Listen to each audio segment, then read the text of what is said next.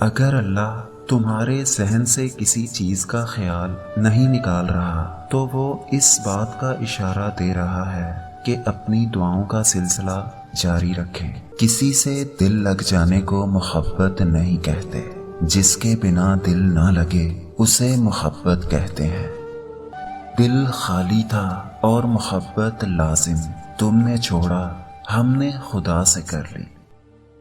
اور یاد رکھو تم اسے بھول بھی جاؤ نا، وہ تمہیں تب بھی نہیں بھولتا۔ قرآن میں اس رب کی باتیں پڑھو تو عقل دنگ رہ جاتی ہے کہ یا اللہ اتنی محبت مجھ سے، یا اللہ میں اس قابل نہیں۔ اور بے شک جب وہ راضی ہوتا ہے تو ساری کائنات جھولی میں لا کر رکھ دیتا ہے۔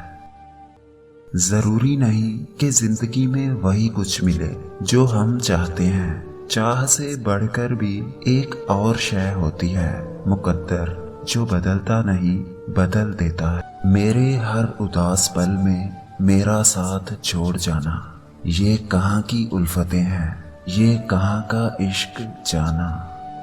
جب اللہ کو تمہارے مانگنے کا انداز پسند آ جاتا ہے تو پھر وہ دینے میں تھوڑی دیر کر دیتا ہے تاکہ تمہاری آواز اسے بار بار سنائی دے۔